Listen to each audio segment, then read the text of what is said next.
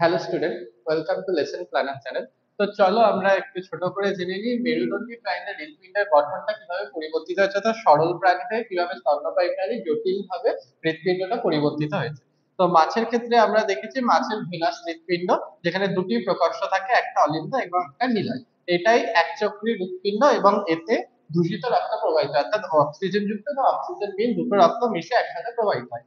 তারপরে যখন উভচরে আসছে তখন দেখো দুটো অলিন্দ ভাগ হয়ে গেছে, অর্থাৎ ডানালিন্দ বাম অলিন্দ দুটো ভাগ হয়ে গেছে, কিন্তু নিলয়টা একটাই আছে, অর্থাৎ এক্ষেত্রেও দূষিত রক্তই প্রবাহিত হচ্ছে, অর্থাৎ অক্সিজেন যুক্ত এবং অক্সিজেন বিহীন অর্থাৎ CO2 যুক্ত রক্ত মিশে যাচ্ছে। যখন আমরা সরীসৃপে আসছি তখন দেখছি যে নিলয়টা অর্ধবিভক্ত হচ্ছে, অর্থাৎ নিলয়টা ভাগ করার একটা প্রচেষ্টা দেখা যাচ্ছে।